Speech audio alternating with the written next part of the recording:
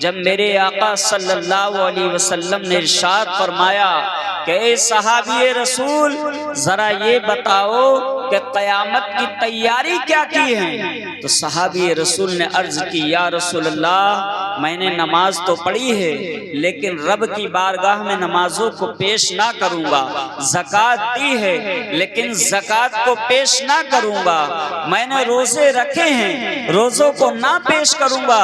میرے آقا صلی اللہ علیہ وسلم کی بارگاہ میں وہ صحابی رسول عرض کرتے ہیں یا رسول اللہ جب قیامت قائم ہوگی، میدان محشر برپا ہوگا، رب ذوالجلال کی بارگاہ میں حاضری ہوگی، میرا رب جب معلومات کرے گا کہوں گا اے رب ذوالجلال میں نے نمازیں تو پڑھی ہیں، مجھے نمازوں پر فخر نہیں ہے، زکوٰۃ دی ہے لیکن زکوٰۃ پر فخر نہیں ہے، روزہ رکھا ہے روزے پر فخر نہیں ہے، اے رب ذوالجلال دنیا میں جب تک میری زندگی رہی ہے، جب تک میں نے زندگی گزاری ہے، اس زندگی کے اندر تیرے محبوب کی محبت کو بسا کر لایا ہوں۔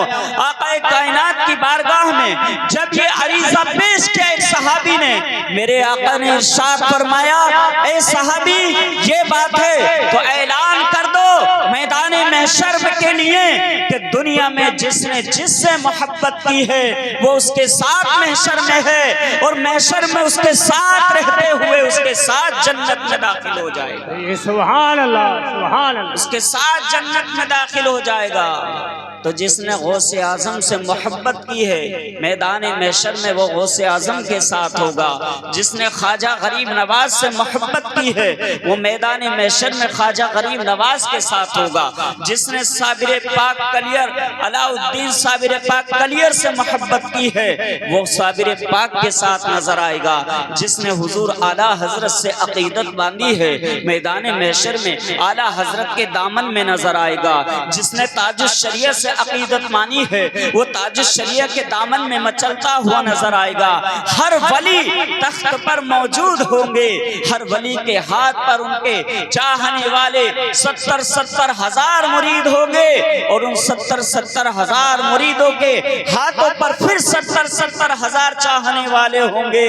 یہی حدیث پاک ہے کہ دنیا میں جس نے جس سے محبت کی ہے آخرت میں بھی وہ اس کے ساتھ ہوگا۔ ہم نے آقا سے محبت کی ہے، رسول اللہ سے محبت کی ہے، رسول کے دامن میں ہوں گے، جب دامن مصطفیٰ ہمیں مل جائے گا جنت میں جانے سے کوئی ہمیں روک نہ پائے گا۔ سبحان اللہ سبحان اللہ، اسی لیے شاعر نے کہا ہے کہ جنت سے ہمیں کوئی بھی روک نہ پائے گا، جنت سے ہمیں کوئی بھی روک نہ پائے گا،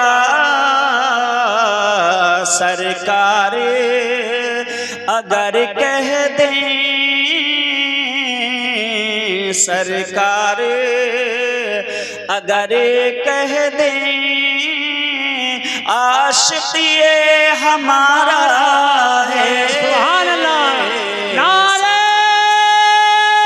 تکبیر، نعرہ رسالت، مسلک اعلیٰ حضرت، سرکار اگر کہہ دیں عاشقی ہمارا ہے۔ درود پاک پڑھ کے سنائیے۔ اللہم صلی علی سیدنا محمد وعلی آلہ صلی اللہ علیہ نبی الامی وآلہ وصحبہ، صلاۃ و سلام علیک یا رسول اللہ صلی اللہ علیہ وسلم۔ معزز سامعین کرام، وقت کی قلت دامنگیر ہے اور آپ اس دل جمعی کے ساتھ ذکر و نعت و منقبت سماعت فرما رہے ہیں، اللہ آپ کی سماعت کو قبول فرمائے آمین۔ اور اس ذکر کی برکت سے جناب عرفان صاحب کے گھر میں جو خوشی ہے اور والدہ کی برسی ہے غالباً، اللہ رب العالمین ان کی والدہ کو جنت میں اعلیٰ مقام عطا فرمائے، آمین۔ اور جس بچے کی خوشی میں یہ میلاد مصطفیٰ ہوا، مولا اس بچے کی زندگی میں برکت عطا فرمائے، آمین۔ ان کے ماں باپ کو، اس بچے کو عالم دین، عالم باعمل بنانے کی توفیق عطا فرمائے، آمین۔ قرآن مقدس کی جو آیت مبارکہ میں نے تلاوت کی ہے اس پر تھوڑی دیر کے لیے روشنی ڈالوں گا، اور غور و فکر کیجئے گا کہ اس آیت میں اللہ نے کیا مسلمانوں کو پیغام دیا ہے۔ اس آیت میں مسلمانوں سے مخاطب ہو کر رب ذوالجلال نے کیا کہا ہے، اور ہم اس کے بندے کہلانے والے اس دنیا میں زندگی پانے کے بعد کیا کچھ کر رہے ہیں۔ معزز سامعین کرام، قرآن عظیم میں رب ذوالجلال نے ارشاد فرمایا، یا ایھا الذین آمنوا اتقوا اللہ، اے ایمان والو، یعنی اس کا ترجمہ، اس کا معنی مطلب یہ ہے کہ اے ایمان والو، کس سے کہا گیا؟ زور سے بولیے، ایمان والوں سے بولیے نا، کس سے کہا گیا؟ ایمان والوں سے، اور زور سے بولیے۔ ایمان والوں سے۔ میں اس لیے بلوا رہا ہوں تاکہ آپ لوگ یہ جان لیں کہ اللہ نے کس سے کہا ہے، بے ایمانوں سے نہیں کہا ہے۔ ایمان والوں سے۔ بے ایمانوں سے کیوں نہیں کہا؟ کہ بے ایمان کا کوئی بھروسہ نہیں کب پلٹ جائے۔ بے شک۔ ایمان والا جو ہوتا ہے وہ رب ذوالجلال کی بارگاہ میں اپنا سر سجدے میں رکھ دیتا ہے۔ ایمان والا جو ہوتا ہے رب ذوالجلال کے حکم پر عمل کر لیتا ہے۔ ایمان والا جو ہوتا ہے وہ رب ذوالجلال سے محبت کرنے لگتا ہے، اس کے حکم کا پابند ہو جاتا ہے۔ اس لیے رب ذوالجلال نے ایمان والوں کو مخاطب کر کے کہا، اے ایمان والو اللہ سے ڈرو، اے ایمان والو اللہ سے ڈرو۔ اب ڈرنے کا مطلب کیا ہے؟ انسان جب ڈرے گا تو رب ذوالجلال کی بارگاہ میں اذان ہوتے ہی مسجد میں حاضر ہو جائے گا۔ ڈرنے کا مطلب کیا ہے؟ جب جب رب ذوالجلال کا ذکر ہو فوراً وہاں اپنے آپ کو تعینات کر دے گا۔ جب رب ذوالجلال سے بندہ ڈرنے والا ہوتا ہے، جب ڈرنے لگتا ہے، گناہوں سے دور ہوتا چلا جاتا ہے، رب کے قریب ہوتا چلا جاتا ہے۔ جب رب ذوالجلال سے انسان ڈرنے لگتا ہے، فحش کلامی سے باز آ کر زبان پر مصطفیٰ کے ترانے لے آتا ہے۔ جب بندہ رب ذوالجلال سے ڈرنے لگتا ہے، ہر حرام کام کو چھوڑ کر شریعت مطہرہ کی روشنی میں اپنی زندگی کو گزارنے والا بن جاتا ہے۔ جب بندہ مومن رب ذوالجلال سے ڈرنے لگتا ہے، صوم و صلاۃ کا پابند ہو جاتا ہے، نماز کی پابندیاں کرنے لگتا ہے، روزوں کو رکھنے لگتا ہے، مال میں جو زکوٰۃ فرض کی گئی ہے اسی کے انوسار، اسی کے اکارڈنگ جو شریعت نے ہم کو بتایا ہے، اپنے مال کی زکوٰۃ دے کر غریبوں، یتیموں، مسکینوں میں تقسیم کرنے والا بن جاتا ہے۔ جب انسان بندہ اللہ سے ڈرنے لگتا ہے، اپنے باپ کے حقوق جاننے لگتا ہے۔ جب بندہ رب ذوالجلال سے ڈرنے والا ہو جاتا ہے، اپنے بھائی کے حق کو پہچاننے والا ہو جاتا ہے، اپنے پڑوسی کے حقوق کو پہچاننے والا ہو جاتا ہے، اپنی بیٹی کے حقوق کو پہچاننے والا ہو جاتا ہے۔ جب بندہ رب ذوالجلال سے ڈرنے لگتا ہے، مصطفیٰ کے دامن میں آ کر خدا والا ہو جایا۔ سبحان اللہ، سبحان اللہ۔ اور آگے ارشاد فرمایا، وَكُونُوا مَعَ الصَّادِقِينَ، اور سچوں کے ساتھ ہو جاؤ۔ کیا کہا؟ سچوں کے ساتھ۔ صادقین، سچوں کے ساتھ ہو جاؤ۔ اگرچہ سچ بات انسان کو کڑوی لگتی ہے، لیکن حقیقت میں اگر وہ سچ بولنے والا بن جائے، سچوں کے ساتھ رہنے والا بن جائے، سچوں کے کاندھے سے کاندھا ملا کر اپنی زندگی جینے والا بن جائے، تو دنیا میں بھی جنت اور آخرت میں بھی جنت کا حقدار بنا دیا جاتا ہے۔ معزز سامعین کرام، یہ مہینہ غوث اعظم رضی اللہ تعالیٰ عنہ کے نام سے منسوب ہے، جس کا نام بڑی 11ویں بھی کہا جاتا ہے۔ جس مہینے کو ربیع الثانی بھی کہا جاتا ہے، بڑی 11ویں کا مہینہ غوث اعظم رضی اللہ تعالیٰ عنہ کے نام سے جانا جاتا ہے۔ معزز سامعین کرام، اب سچے کون ہیں اس دنیا پر، سچے کون ہیں؟ آئیے غوث اعظم رضی اللہ تعالیٰ عنہ کے والد کی بارگاہ میں چلا جائے۔ غوث اعظم رضی اللہ تعالیٰ عنہ کے والد محترم ہیں موسیٰ دوست جنگی ہیں، جن کا نام ابو صالح ہے۔ موسیٰ دوست جنگی لقب ہے۔ معزز سامعین کرام، موسیٰ دوست جنگی کس لیے کہا گیا؟ اس لیے کہا گیا کہ پوری زندگی وہ اپنے نفس سے جنگ کرتے رہے، پوری زندگی رب ذوالجلال کی خاطر اپنے نفس سے جنگ لڑتے رہے۔ جب جب ان کے نفس کی خواہشات بڑھی، اس نفس کی خواہشات کو کچلنے پر آمادہ ہو کر رب ذوالجلال کی بارگاہ میں اپنی زندگی کو صرف کرنے والے رہے۔ ایک مرتبہ کا واقعہ ہے، آپ کہیں راستے میں جا رہے تھے، دریا کے کنارے جا رہے تھے، بھوک اور پیاس کی شدت ہے، بھوک اور پیاس میں نڈھال ہیں، اسی دریا کے کنارے چل رہے ہیں، دیکھتے ہیں کہ دریا میں بہتا ہوا ایک سیب آتا ہے، اس سیب کو اٹھا کر کے آپ نے کھا لیا ہے۔ ابھی وہ سیب پورا کھایا بھی نہیں ہے، آدھا ہی کھایا ہے، ایک منہ میں لگایا ہے۔ جیسے ہی دل کو سکون حاصل ہوتا ہے، جیسے ہی قلب کو سکون حاصل ہوتا ہے، اطمینان قلب حاصل کرتے ہیں، پرہیزگاری اندر سے آواز دیتی ہے، آپ کا تقوی آپ کو آواز دیتا ہے، کہتے ہیں اے ابو صالح، یہ جو بہتا ہوا سیب تم نے دریا سے کھایا ہے، بنا اجازت جو کھایا ہے، سوچو اس کا بلڈ جب تمہارے اندر بنے گا، اس سے اولاد جب پیدا ہوگی، اس اولاد پر اثر کیا ہوگا؟ جبکہ شریعت کا مسئلہ یہ ہے کہ بہتا ہوا دریا میں اگر سیب آ رہا ہے، کسی کی اجازت نہیں ہے، کسی کی اجازت لینے کی ضرورت نہیں ہے، وہ حرام نہیں ہو جائے گا بلکہ وہ تمہارے لیے حلال ہے۔ لیکن غوث اعظم کے والد کا تقوی بول رہا ہے، غوث اعظم کے والد کی پرہیزگاری بول رہی ہے، اندر سے تقوی آواز دیتا ہے، نفس کو کچلنے کے لیے، اپنے اس سیب کی معافی کے لیے دل میں ارادہ کرتے ہیں کہ جدھر سے یہ سیب بہتا ہوا آیا ہے اسی کی طرف جایا جائے۔ ہو سکتا ہے یہیں کہیں کوئی نہ کوئی باغ سیب کا موجود ہوگا، اس باغ کے مالک کے پاس چلا جائے تاکہ یہ سیب ہمارے لیے حلال ہو جائے۔ آج کی کنڈیشن دیکھو مسلمانوں، آج اپنا حال دیکھو، آنکھ بستے ہی مال دوستوں کا ہو جاتا ہے۔ کسی کے باغ میں اگر گھس جائیں، اجازت لے نہ لیں، اس کے باغ کو تباہ برباد کرنے کی جسارت رکھتے ہیں مسلمان، اس کے باغ کو برباد کرنے کی ہمت رکھتے ہیں مسلمان۔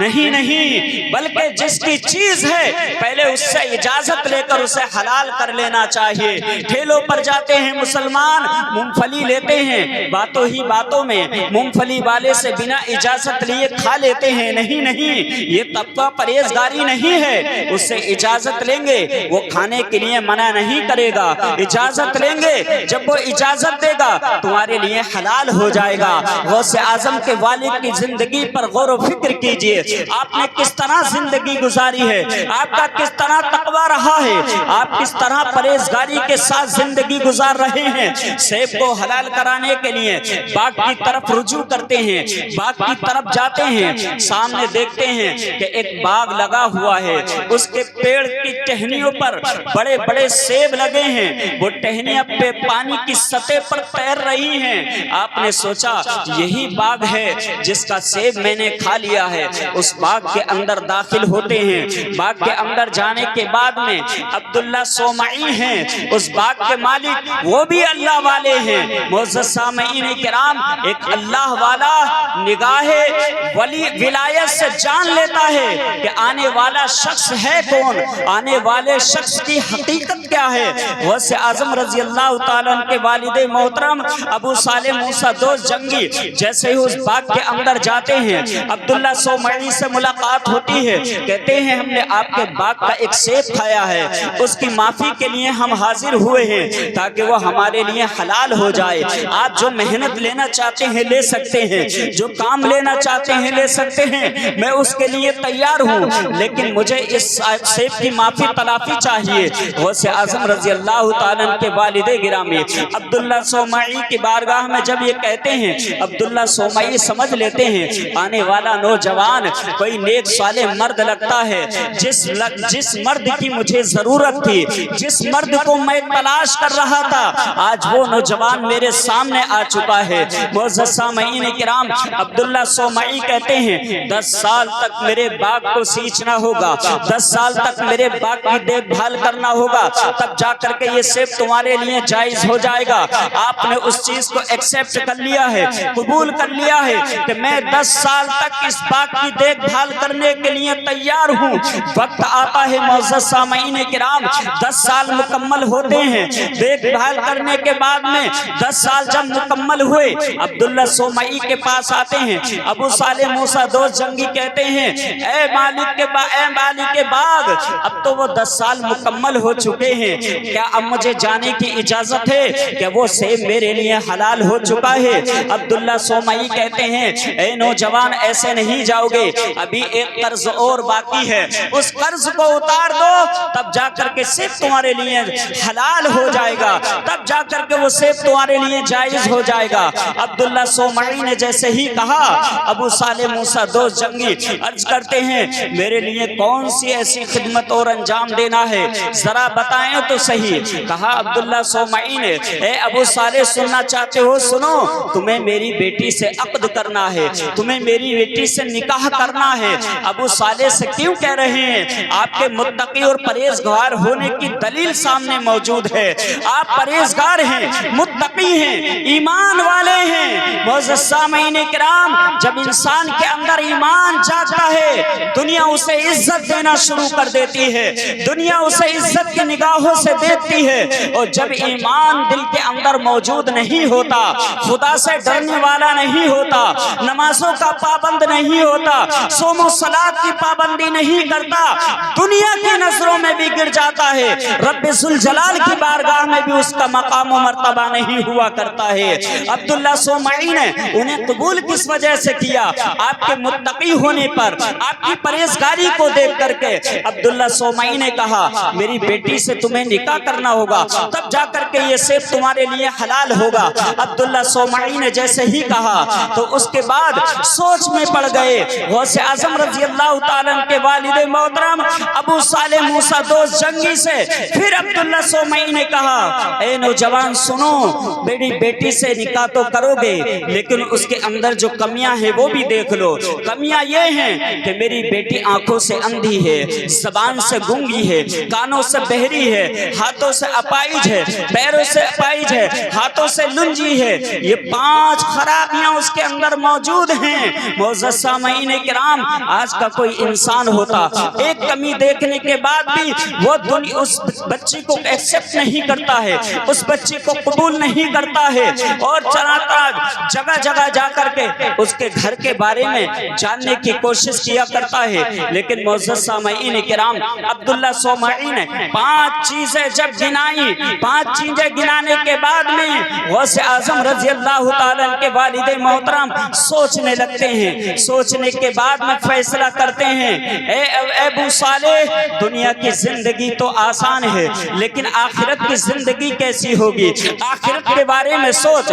عبداللہ صومعی کی باتوں پر عمل کرتے ہوئے ابو صالح موسیٰ دوست جنگی نے کہا میں اس کے لیے تیار ہوں۔ معزز سامعین کرام، عقد ہوتا ہے، نکاح ہوتا ہے۔ نکاح ہونے کے بعد میں ابو صالح موسیٰ دوست جنگی جیسے ہی گھر کی طرف روانہ ہوتے ہیں، دروازہ کھٹکھٹاتے ہیں، سلام کرتے ہیں، سلام کا جواب آ جاتا ہے۔ سلام کا جواب سننے کے بعد میں ابو صالح موسیٰ دوست جنگی عبداللہ صومعی کے پاس آ جاتے ہیں، کہتے ہیں عبداللہ صومعی، ابو صالح واپس کیوں آ گئے؟ تمہاری شریک حیات تو مکان کے اندر ہے، تمہیں وہاں موجود ہونا چاہیے تھا۔ عبداللہ صومعی سے ابو صالح موسیٰ دوست جنگی کہتے ہیں میں کیسے جا سکتا تھا؟ جو کنڈیشن تم نے بچی کی بتائی تھی مجھے اس کے اندر کوئی چیز ایسی نظر نہیں آئی۔ جب میں نے سلام کرا، سلام کا جواب واپس آ گیا، میں سمجھ گیا ہو سکتا ہے کوئی اور بیٹی ہو، کہیں دوسرا گناہ نہ ہو جائے، میں اس لیے واپس آیا ہوں۔ اے قوم کے نوجوانوں سنو، عبداللہ صومعی نے کہا اے ابو صالح، میں نے اپنی بیٹی کے بارے میں جو 5 کمیاں گنائی ہیں وہ یہ ہیں کہ میری بیٹی زبان سے گونگی، میں نے اس لیے کہا ہے کہ اس کی زبان کبھی فحش کلامی کی طرف نہیں کھلی ہے، جب بھی اس نے زبان کھولی ہے اللہ اور اس کے رسول کے ذکر کے لیے کھولی ہے، جب بھی اس کی زبان پر آیا ہے تو نبی کی نعت پڑھتی ہوئی نظر آئی ہے، جب بھی اس نے زبان کھولی ہے تلاوت قرآن کے لیے کھولی ہے۔ کانوں سے بہری میں نے اس لیے کہا، دنیا کے کوئی گانا اس نے نہیں سنا ہے، دنیا کے کوئی فحش کلامی اپنے کانوں سے نہیں سنی، جب بھی سنا ہے کانوں سے مصطفیٰ کی نعت کو سنا ہے، مصطفیٰ کے ذکر کو سنا ہے، اللہ کے ذکر کو سنا ہے۔ اور میں نے آنکھوں سے اندھی اس لیے کہا، اس نے کسی غیر محرم کی طرف نگاہ اٹھا کر نہیں دیکھا، جب بھی دیکھا ہے تلاوت قرآن کے لیے آنکھیں کھلی ہیں، جب بھی آنکھیں کھولی ہیں قرآن کو اٹھانے کے لیے کھولی ہیں۔ پیروں سے اپائج میں نے اس لیے کہا، کس لیے کہا کہ جب بھی اس کے پیر اٹھے ہیں کسی دوسری جگہ جانے کے لیے نہیں اٹھے ہیں، غلط جگہوں پر جانے کے لیے نہیں اٹھے ہیں، جب بھی اس نے قدم اٹھایا ہے، جب بھی اس نے قدم چلایا ہے، مصلی بچھانے کے لیے قدم اٹھایا ہے، مصلی بچھانے کے لیے قدم اٹھایا ہے۔ میری قوم کے نوجوانوں، جس کا باپ متقی پرہیزگار ہو اور جس کی ماں نماز پڑھنے والی ہو، ذکر خدا کرنے والی ہو، ذکر مصطفیٰ کو سننے والی ہو، اسی ماں کی کوکھ سے غوث اعظم جنم لیتے ہیں۔ سبحان اللہ، سبحان اللہ۔ اسی ماں کی گود سے جنم لینے والا غوث اعظم ہو جاتا ہے۔ آج غوث اعظم تو پیدا نہیں، لیکن غوث اعظم کے غلام ضرور بن سکتے ہیں، غوث اعظم کے غلام ضرور بن سکتے ہیں۔ معزز سامعین کرام، اللہ والوں کا قرب حاصل کرنے پر کیا ملتا ہے؟ دقیانوس ایک ظالم بادشاہ ہے، جب اس کے ظلم و ستم کو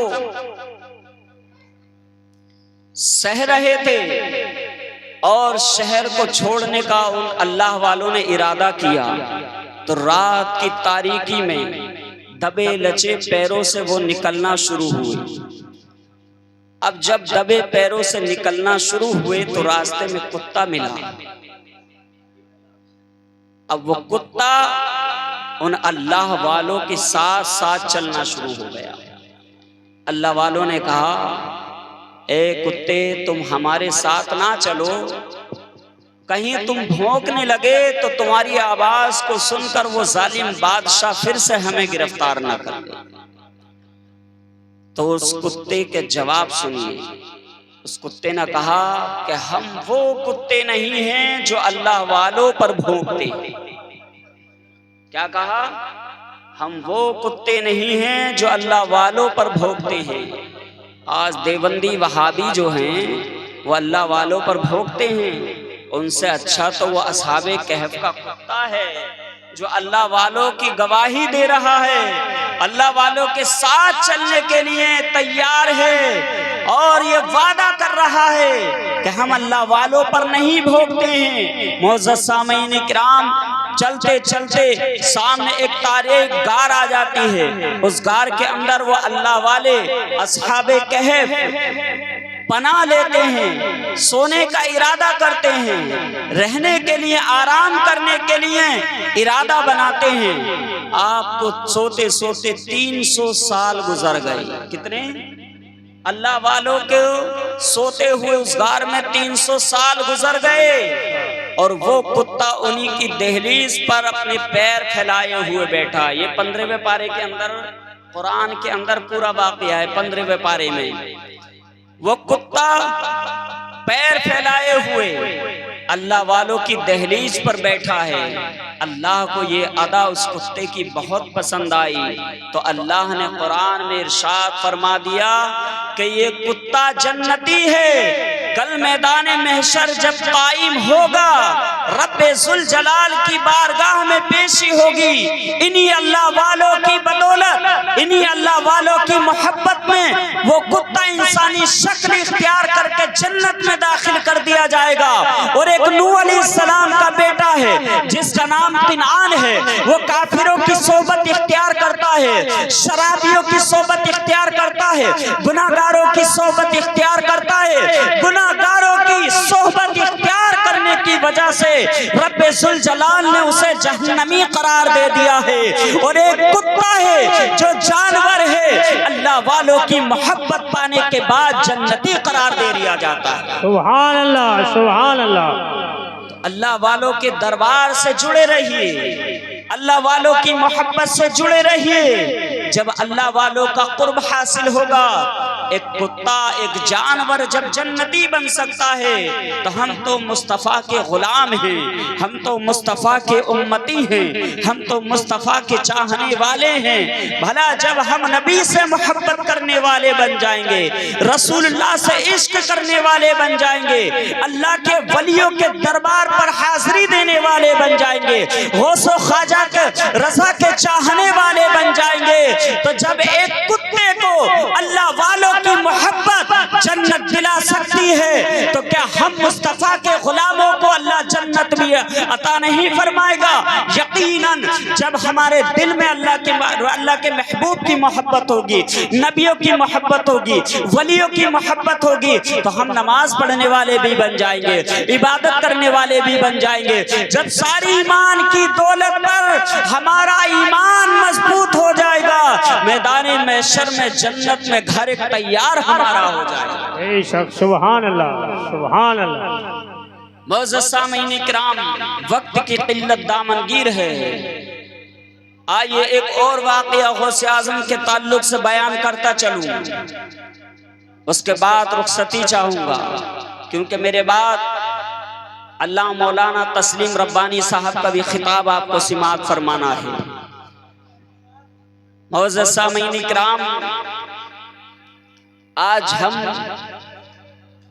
اپنے بچوں کو تعلیم دلانا نہیں چاہتے۔ غوث اعظم رضی اللہ تعالیٰ عنہ بیان فرماتے ہیں کہ میں بغداد کی سرزمین پر علم حاصل کرنے کے لیے جب گیا، تو ایک وقت ایسا آیا کہ میں کافی دنوں سے بھوکا اور پیاسا اللہ اور اس کے رسول کی محبت میں زندگی گزار رہا تھا۔ معزز سامعین کرام، غوث اعظم رضی اللہ تعالیٰ عنہ بیان فرماتے ہیں، ایک تاجر ہے جو ایران کا رہنے والا ہے، جو تجارت کی غرض سے غوث اعظم رضی اللہ تعالیٰ عنہ کی والدہ کے پاس جاتا ہے، دعاؤں کے لیے جاتا ہے، خیر و برکات کے لیے دعا کرانے کے لیے جاتا ہے۔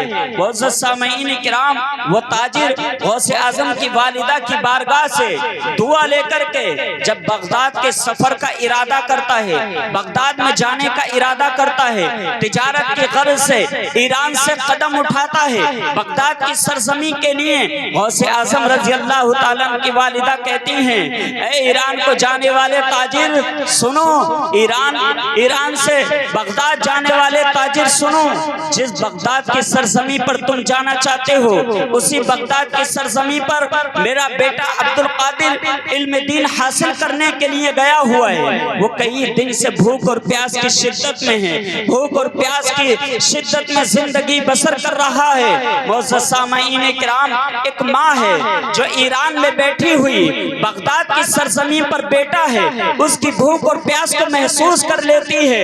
ایک ماں کی ممتا ہے جو بغداد کی سرزمین پر بھوک اور پیاس کی شدت میں بیٹا زندگی گزار رہا ہے، اس کی بھوک اور پیاس کو ایران میں رہنے والی ماں محسوس کر رہی ہے۔ ایک آج ہم ہیں، ہماری مائیں گھروں پر بھوکی پیاسی نظر آتی ہیں، گرم پانی پیتی نظر آتی ہیں، لیکن ہم 5 اسٹار ہوٹل میں کھانا کھاتے ہوئے نظر آتے ہیں، 5 اسٹار ہوٹل میں پانی ٹھنڈا پیتے ہوئے نظر آتے ہیں۔ معزز سامعین کرام، غوث اعظم رضی اللہ تعالیٰ عنہ کی والدہ اس تاجر سے کہتی ہیں، اے تاجر، تم عبدالقادر کے پاس جب جاؤ تو یہ 500 کا نوٹ لے جاؤ، میرے عبدالقادر کو دے دینا تاکہ وہ اپنی بھوک اور پیاس کو بجھا سکے، اس سے کچھ خرید کر کھا سکے۔ وہ تاجر ایران سے روانہ ہوتا ہے۔ وہ تاجر ایران سے جب روانہ ہوا، بغداد کی سرزمین پر پہنچا۔ بغداد کی سرزمین پر پہنچنے کے بعد میں جس مدرسے کے اندر سیدنا شیخ عبد القادر جیلانی رضی اللہ تعالی عنہ زیر تعلیم ہیں، حصول علم کے لیے آئے ہوئے ہیں، معزز سامعین کرام، اسی مدرسے کے اندر جب وہ تاجر جاتا ہے، معلوم کرتا ہے عبد القادر کو کسی نے دیکھا ہے، کہا عبد القادر یہاں نہیں ملیں گے، عبد القادر فلاں مقام پر ملیں گے، فلاں جگہ پر چلے جاؤ، عبد القادر وہاں ملیں گے۔ وہ بندہ عبد القادر کو ڈھونڈنے کے لیے فلاں مقام پر جاتا ہے، اسی جگہ پر جاتا ہے۔ چند لوگ وہاں پر آپس میں بات چیت کر رہے ہوتے ہیں، ان لوگوں سے جا کر کے عبد القادر کے بارے میں معلوم کیا جاتا ہے، کہا جاتا ہے عبد القادر کہاں ہے، عبد القادر سے ملاقات کرنا ہے۔ وہ شخص اور آگے بڑھا دیتے ہیں، کہتے ہیں عبد القادر فلاں مقام پر ملیں گے۔ غوث اعظم کو ڈھونڈتے ہوئے وہ تاجر پھر اس مقام پر جاتا ہے۔ اس مقام پر پہنچنے کے بعد جب تذکرہ عبد القادر کرتا ہے، لوگ کہتے ہیں عبد القادر یہاں نہیں ملیں گے، فلاں جگہ پر چلے جاؤ۔ جو ہو سکتا ہے جنگلوں میں چلے گئے ہوں، ہو سکتا ہے جنگلوں کی سیر کر رہے ہوں۔ وہ بندہ جنگلوں میں بھی ڈھونڈتے ہوئے بھوک اور پیاس کی شدت سے نڈھال ہو کر ان پیسوں میں سے کچھ کھانا خریدتا ہے۔ 100 روپے کا کچھ کھانا خریدنے کے بعد میں سامنے ایک مسجد ہے، اس مسجد کے اندر چلا جاتا ہے کہ اس مسجد کے اندر جا کر کے کھانا پینا کھا کر اپنی بھوک اور پیاس کو مٹا سکے۔ معزز سامعین کرام، وہ بندہ جیسے ہی اس مسجد میں جاتا ہے، کیا دیکھتا ہے کہ ایک شخص ہے جو کونے میں بیٹھا ہوا ہے۔ وہ تاجر اس مسجد میں جانے کے بعد میں غوث اعظم رضی اللہ تعالی عنہ بیان فرماتے ہیں کہ وہ بندہ مسجد کے اندر بیٹھا ہے، اور جب وہ کھانا کھاتا ہے تو میں بھوک اور پیاس میں ایسا نڈھال تھا، ایسا لگتا تھا کہ کھانا وہ کھا رہا ہے، نوالا میرے منہ میں آ رہا ہے۔ اس لیے بھوک اور پیاس کی شدت میں زندگی بسر ہو رہی تھی۔ معزز سامعین کرام، غوث اعظم رضی اللہ تعالی عنہ سیدنا سرکار شیخ عبد القادر رضی اللہ تعالی عنہ بیان فرماتے ہیں، اس شخص نے کہا اے مسافر آجا تو بھی کھا لے، نہ میرا ہے نہ تیرا ہے، آجا تو بھی کھا لے، قریب آجا۔ سیدنا شیخ عبد القادر جیلانی قریب آتے ہیں، آنے کے بعد میں ماجرا بیان کرتے ہیں، معلوم کرتے ہیں اے شخص یہ بتاؤ تم یہ کہہ رہے ہو کہ آجا مسافر کھا لے، نہ میرا ہے نہ تیرا ہے، آخر وجہ کیا ہے؟ معزز سامعین کرام، وہ شخص کہتا ہے میں ایران سے آیا ہوں، میں ایران کا رہنے والا ہوں۔ جیسے ہی عبد القادر جیلانی نے ایران کے بارے میں سنا ہے، غوث اعظم کے دل میں عشق مچل اٹھتا ہے، کیونکہ ہر ایک بندے کو اپنے وطن سے محبت ہوا کرتی ہے، اپنے گاؤں سے محبت ہوا کرتی ہے، اپنے محلے سے محبت ہوا کرتی ہے۔ جیسے ہی اس تاجر نے کہا میں ایران سے آیا ہوں، سیدنا شیخ عبد القادر جیلانی رضی اللہ تعالیٰ نے ارشاد فرماتے ہیں ایران میں کون سی جگہ سے آئے ہو؟ کہا فلاں محلے سے آیا ہوں۔ کہا فلاں محلے میں کون سے گھر سے آئے ہو؟ کہا فلاں گھر سے آیا ہوں۔ کہا کہ میں ایسی جگہ سے آیا ہوں کہ جہاں پر دور دراز سے لوگ ایک ضعیفہ کی دعائیں لینے کے لیے آتے ہیں، ایک ضعیفہ رہتی ہیں جن کی دعاؤں کو رب ذوالجلال رد نہیں فرماتا ہے، ان کی دعائیں رب کی بارگاہ میں قبول ہو جایا کرتی ہیں۔ جو بھی ان کی بارگاہ کا وسیلہ لیتا ہے، جو بھی ان کے قدموں کی کھاک اٹھا کر کے رب ذوالجلال سے دعا کرتا ہے، اس ماں کی دعائیں کامیاب ہوتی نظر آتی ہیں۔ کہا اے آنے والے تاجر یہ تو بتا کہ ان ضعیفہ کا نام کیا ہے؟ کہا ام خیر فاطمہ ہے۔ کہا اور مچل گئے غوث اعظم، اور عشق بلند ہو گیا کہ ام خیر تو میری ماں کا نام ہے۔ کہتے ہیں ان کے شوہر کا نام کیا ہے؟ کہا ان کے شوہر کا نام ہے جناب ابو صالح موسیٰ دوست جنگی ہے۔ غوث اعظم کو اور یقین ہو گیا کہ وہ میرے والد ہیں۔ معزز سامعین کرام، قربان جاؤ، ایسی ماؤں سے دور دراز سے لوگ دعا لینے کے لیے آتے ہیں اور ان کی دعائیں رد نہیں ہوتی۔ آخر وجہ کیا ہے؟ وجہ یہ ہے کہ ماں ہیں تو اللہ کا ذکر کرتی ہوئی نظر آتی ہیں، نماز کا وقت ہوتا ہے مصلی بچھا کر رب ذوالجلال کی عبادت کرتی ہوئی نظر آتی ہیں۔ باپ ہیں اگر بہتا ہوا سیب کھا لے تو تقوی اندر سے آواز دے کر محبت میں مبتلا ہو کر نفس کو کچلتا ہوا نظر آتا ہے۔ جب ماں اور باپ ایسے ہو جائیں، متقی بن جائیں، عبادت کرنے والے بن جائیں، تو لوگ ان کے پاس میں دعائیں لینے کے لیے آتے ہیں۔ معزز سامعین کرام، غوث اعظم رضی اللہ تعالیٰ نے کہا وہ تو میرے باپ ہیں، وہ میری ماں ہیں۔ معزز سامعین کرام، وہ تاجر کہتا ہے انہی نے کہا ہے کہ یہ 500 روپے لے کے جانا، میرا بیٹا برسوں کی بھوک اور پیاس کی ساتھ میں زندگی بسر کر رہا ہے۔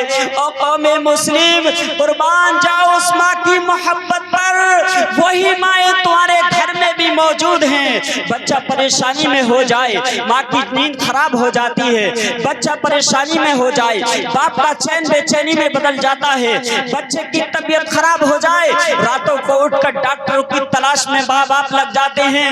اور قوم مسلم کے نوجوانوں، تمہاری مائیں اگر بیمار ہو تو ان کے ساتھ میں اچھا سلوک کرنے والے بن جاؤ، ان کی دعائیں لینے والے بن جاؤ۔ جب ماں باپ کی دعائیں لینے والے بن جاؤ گے، رب ذوالجلال تمہاری قسمتوں کو مقدر میں بدلنے والا بن جائے گا، تمہارے کاروبار میں برکتیں ہونا شروع ہو جائیں گی۔ معزز سامعین کرام، کہنے کا مقصد یہ ہے آج ہم یونیورسٹی کالجوں میں پڑھاتے ہیں، بچے کی ہر ایک خواہشات کو پورا کرتے ہیں۔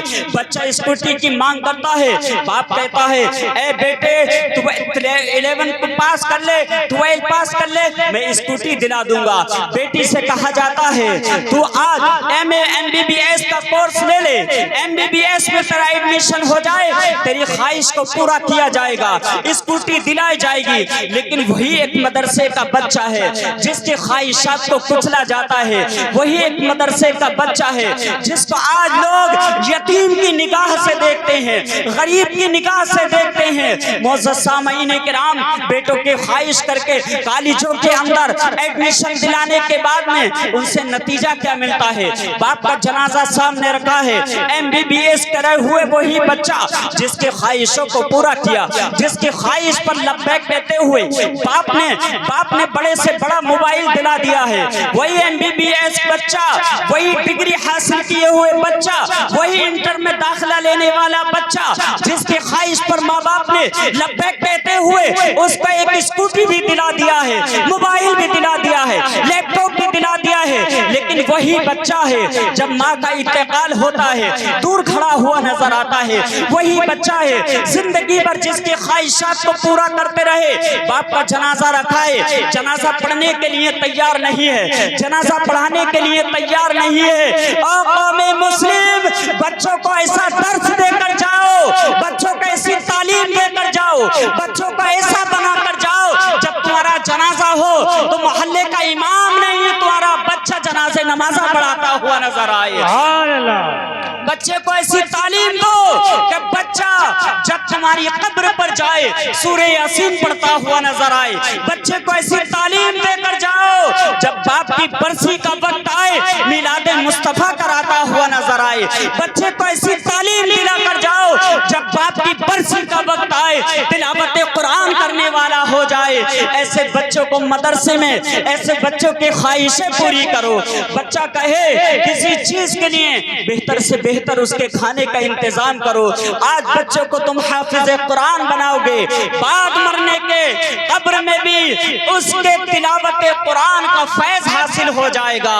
بعد مرنے کے میدان محشر میں جب اس کے باپ پر تاج زری رکھا جائے گا، میدان محشر کے لوگ کہیں گے یہ تاج زری جو سورج کی کرنوں سے زیادہ روشنی دینے والا ہوگا، چاند سے بھی زیادہ خوبصورت ہوگا، ایسا تاج اس بچے کے ماں باپ پر رکھا جائے گا۔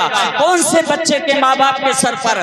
جس نے مدرسے کی روٹیوں پر گزارا کر کے قرآن مقدس کو سینے میں بسایا ہے، جس نے مدرسے کی دال پر گزارا کرتے ہوئے اپنے سینے میں مصطفیٰ کی حدیثوں کو بسایا ہے، وہی بچہ جب مصلی پر فائز ہوتا ہے پنجگانہ نماز میں ماں باپ کے لیے دعائیں کرتا ہے، ربنا اغفر لی ولوالدی وللمؤمنین یوم یقوم الحساب۔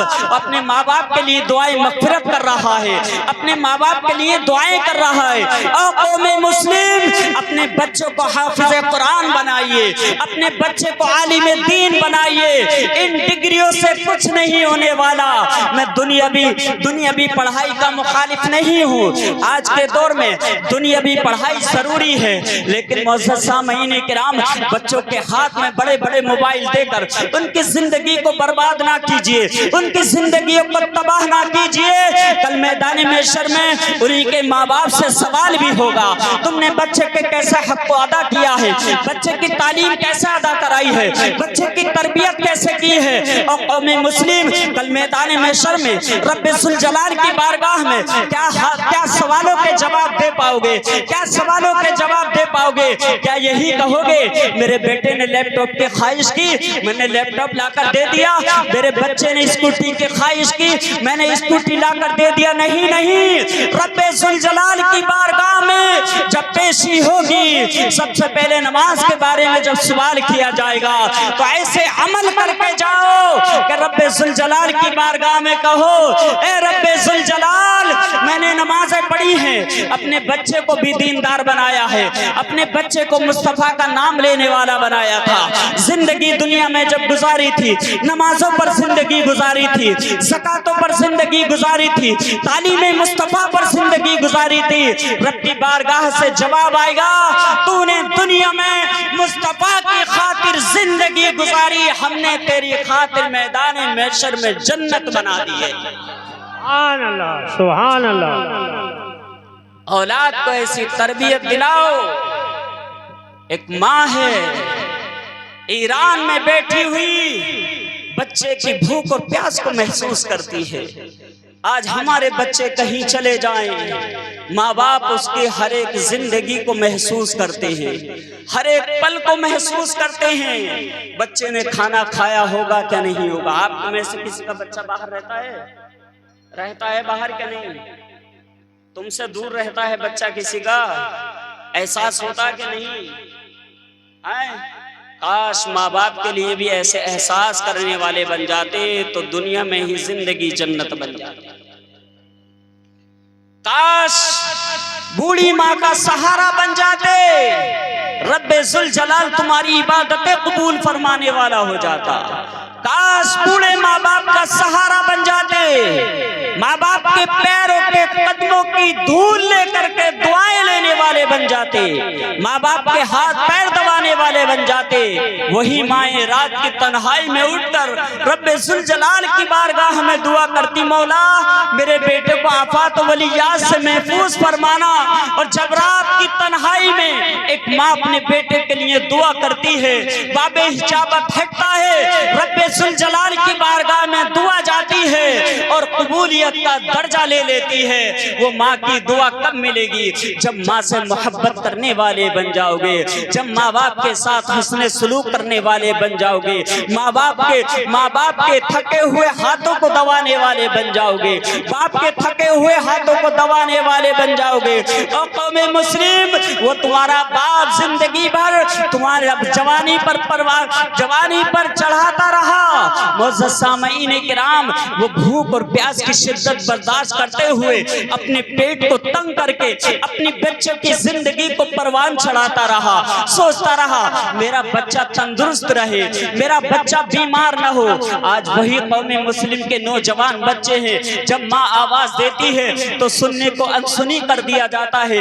وہی بچے ہیں جن کے ہاتھوں کو پکڑ کر ماں باپ نے چلنا سکھایا، وہی بچے جب چلنے پھرنے کے قابل ہو گئے، زبان منہ میں آ گئی، ماں باپ سے زبان لڑانے والے بن گئے. نہیں، میرے مصطفیٰ نے تو یہ فرمایا ہے کہ جب تمہارے ماں باپ بڑھاپے کی دہلیز پر پہنچ جائے، ان کا سہارا بننے والے بن جاؤ، ان کو سہارا دینے والے بن جاؤ. معزز سامعین کرام، ایران کی سرزمین پر بغداد میں رہتے ہوئے بیٹے کی بھوک اور پیاس کو ایک ماں محسوس کر رہی ہے.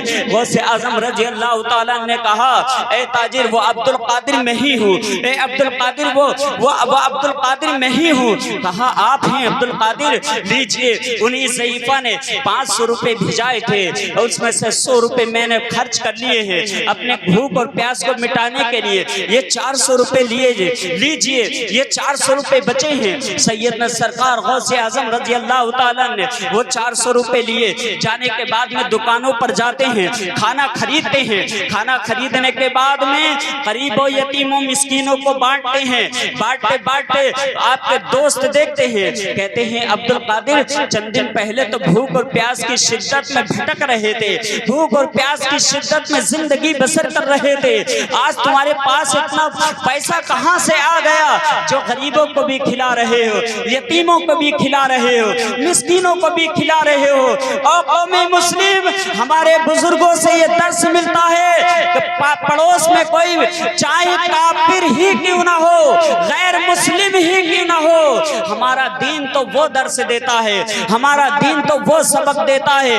اگر پڑوس میں رہنے والا کوئی غیر مسلم ہو، اس کے بچے بھوک اور پیاس کی شدت میں زندگی گزار رہے ہیں، تو اس مسلمان ایمان والے کا فرض یہ ہے کہ اس بھوکے پیاسے کو پانی پلا دے، اس کا سجدہ نہ دیکھے، اس کا ایمان نہ دیکھے، اس کا دھرم نہ دیکھے، بلکہ اس انسانیت کو دیکھے جو میرے مصطفیٰ نے ہمیں عطا فرمائی ہے۔ معزز سامعین کرام، غوث اعظم رضی اللہ تعالیٰ عنہ یتیموں مسکینوں کو کھانا کھلاتے ہیں، چند احباب آتے ہیں، چند دوست آتے ہیں، کہتے ہیں اے عبد القادر ابھی کچھ دن پہلے تو تم بھوک اور پیاس کی زندگی گزار رہے تھے، اچانک کہاں سے آ گیا؟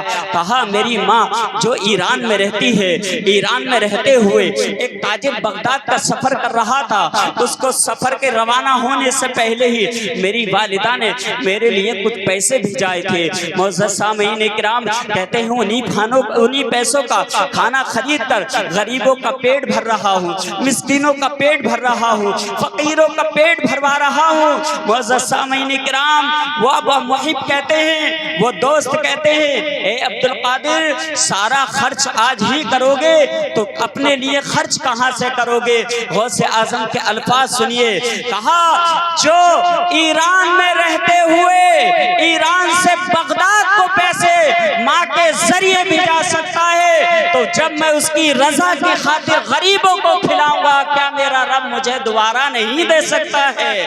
معزز سامعین کرام، غوث اعظم کا ایک فرمان اور تھا، کہا اسی طریقے سے جب میری 11ویں منانے والے، مجھ سے محبت کرنے والے 11ویں کے نام پر میرے نام پر غریبوں کو کھلائیں گے، یتیموں کو کھلائیں گے، مسکینوں کو کھلائیں گے، رب ذوالجلال ان کے گھر میں برکتیں عطا فرمائے گا، ان کے کاروبار میں برکتیں عطا فرمائے گا، ان کے رزق میں برکتیں عطا فرمائے گا، اور جب وہ دنیا میں مجھ سے محبت کریں گے جنت میں میرے دامن میں ساتھ ساتھ جنت میں داخل ہو جائیں گے۔ سبحان اللہ، سبحان اللہ۔ قرآن مقدس میں اس لیے اللہ نے فرمایا یا ایھا الذین آمنوا اتقوا اللہ، اے ایمان والو اللہ سے ڈرو، وَكُونُوا مَعَ الصَّادِقِينَ، اور سچوں کے ساتھ ہو جاؤ۔ تو سچوں کے ساتھ رہو گے کیا نہیں؟ اللہ سے ڈرو گے؟ کہو انشاءاللہ، انشاءاللہ، کہو انشاءاللہ نماز جنازہ بھی پڑھیں گے انشاءاللہ۔ حال یہ ہو گیا ہے نماز جنازہ سامنے ہو، 4 آدمی نماز پڑھتے ہیں، 50 کھڑے کھڑے دیکھتے ہیں۔ نماز جنازہ یاد نہ ہو تو امام صاحب سے جا کر کے 10 منٹ اپنے دے کر کے اپنی نمازوں کو درست کرائیے، نماز جنازہ درست کرائیے۔ معلوم ہے موت برحق ہے، ہر ایک کسی کو آنا ہے۔ میرے آقا صلی اللہ علیہ وسلم کا فرمان ہے کہ جب نماز جنازہ تیار ہوتا ہے، اس جنازے کے اندر اگر 40 لوگ حاضر ہو جائیں، کتنے؟ 40 لوگ حاضر ہو جائیں، رب کے محبوب نے ارشاد فرمایا کہ ان 40 بندوں میں کوئی ایک ایسا نیک بندہ ہوتا ہے کہ جس کی وجہ سے اللہ ان نماز پڑھنے والوں کے اور میت کے گناہوں کی مغفرت فرما دیتا ہے۔ کہیے پڑھو گے نماز جنازہ؟ نماز جنازہ سیکھیے، نماز جنازہ پڑھیے، اور جب نماز جنازہ کے بعد رخصت ہوں تو دوسرے دن یا تیسرے دن تیجا چنوں کے ساتھ کیجیے۔ इंशाअल्लाह। چنوں کے ساتھ آج کل جو دیوبندی وہابیوں نے رائج کر دیا ہے کہ چیے پڑھو، چیے پڑھ کے رکھ جاتے ہیں، چنے پڑھنے پر ڈبل ثواب ملتا ہے۔ ایک تو کلمہ طیبہ پڑھنے کا، دوسرا چنے جب پڑھنے کے بعد بانٹے جاتے ہیں تو وہ میت کی طرف سے صدقہ ہو جاتا ہے۔ میت کی طرف سے جب صدقہ ہوتا ہے تو اللہ کلمے کا بھی ثواب دیتا ہے اور صدقے کا بھی ثواب دیتا ہے۔ وَكُونُوا مَعَ الصَّادِقِينَ، اور سچوں کے ساتھ ہو جاؤ، اللہ سے ڈرنے والے بن جاؤ، اللہ کے حضور جھکنے والے بن جاؤ، اللہ سے محبت کرنے کے ساتھ ساتھ نمازوں کی پابندیاں کرنے والے بن جاؤ، اپنے گھروں میں قرآن پڑھنے والے بن جاؤ۔ جب یہ عمل تمہارے اندر موجود ہو جائیں گے، رب ذوالجلال تمہارے گھروں میں برکتیں عطا فرما دے گا۔